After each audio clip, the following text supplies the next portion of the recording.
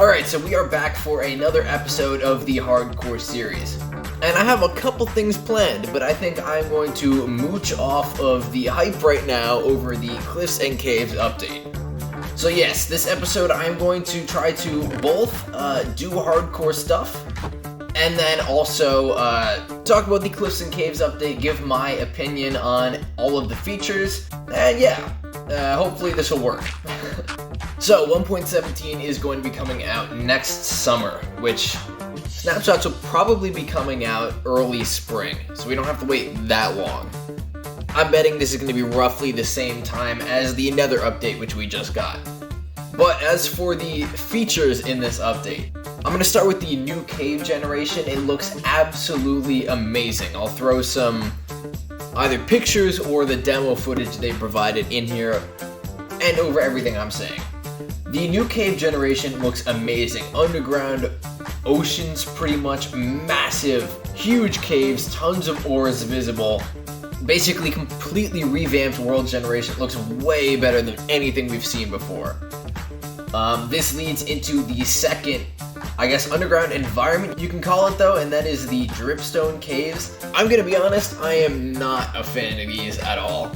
For some reason, the stalactites and stalagmites look like feathers. They don't look dangerous at all, even though they are supposed to be dangerous.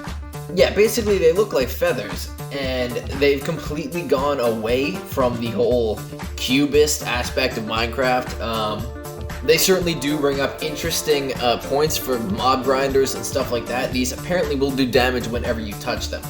Honestly, this looks like it came out of a mod in 2013. I'm not a fan, but that's just my personal opinion.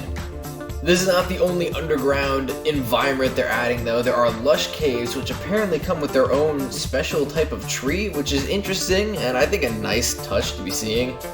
It looks like this new tree is going to have its own generation as well. It's not going to be just another oak tree or birch tree. But these, I actually do like these caves a lot. They've got their own food, their own light sources, what we've been asking for years with the cave update. And they've got these cool little ponds going around the bottom, which are supposed to have axolotls in them. I'm seeing a lot of particles and stuff, like we are in the new Nether, which really adds a nice ambience to the environment.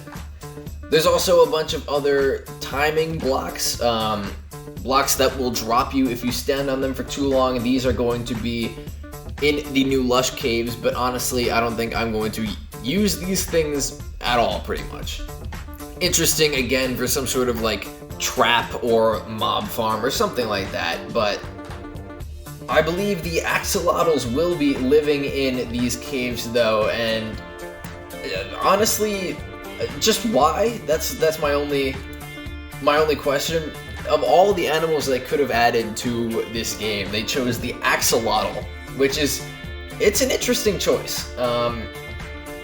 Yeah, so the next feature is the amethyst geode, and this actually looks pretty cool. But I feel like, again, I want more out of this. There's so much content in this new update, but I feel like they're missing some pretty big opportunities. Amethyst is supposed to be almost as hard as diamond, but instead of possibly adding a new armor set or new tools, something like that, we're getting a telescope, and I really don't like the way this telescope looks. That circle you see around the view, I don't know, in my opinion, looks really cheesy. I think they either need to make it a complete circle or just make it like the Optifine Zoom.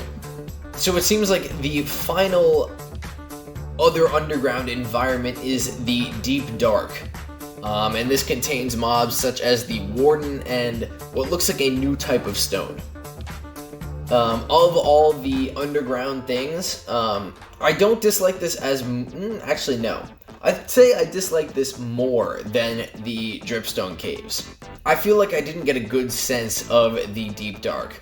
Again, it looks kind of like a mod from way back when mods were a big thing. Yeah, I'm just not feeling the love for it. That's just me. The Warden does an insane amount of damage, but I think it's worth saying that the tools they are using in this demo are not enchanted. If this guy was wearing Prot 4 Netherite, would he have been two-shot by the Warden? I don't know.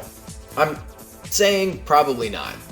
Because if he was, this would be doing way more damage than the Wither or Ender Dragon probably combined. This would be the highest damaging mob in the entire game, more than the Ravager, anything like that. It does have an interesting mechanic though, going wherever you make vibrations. This can be done by shooting arrows, throwing snowballs, or even like eggs or something like that. Now here is what I have been anticipating. The new mountain terrain is something I have been so hyped up for a long time now, and they finally showed us a picture of what it could look like, and this looks insane. It looks so much better than what we currently have.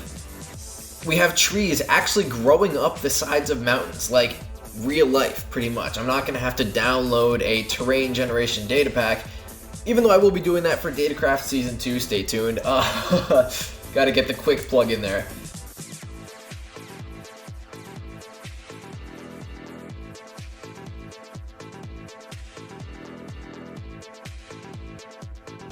Okay, so now that we've done Post-Mortal, I'm going to look at the other achievements and see if there's anything else we can get out of the way. We have to kill one of every hostile monster. We can summon an Iron Golem. That's not going to happen. And we need to shoot a Pillager with a crossbow. That is very easy. So I'm going to be honest, I don't know how much time I have left in this episode. But we could probably knock off 1 or 2 more achievements, so let's do it. And as the sun goes down, I will just say though, this is looking, in my opinion, pretty amazing so far. The progress we have made on this city, oh my gosh, it looks so good. But not to get sidetracked, we have business to do.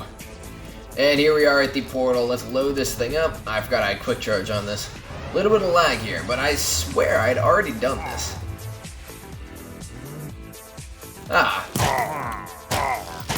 Why didn't we get the achievement? Oh, there we go. We had to kill one.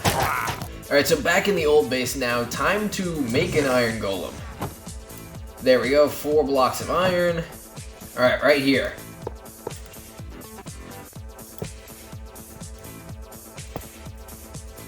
And let's see if this works. No, of course not. Let me go get shears. And let's see, will this work? Very nice.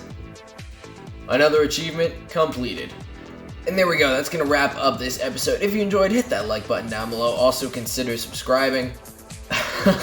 I can actually say this now, but the vast majority of people who watch my content are not subscribed. So let's fix that, hit that subscribe button. I know that's pretty generic thing to say. But on that note, I will see you guys next time. Peace.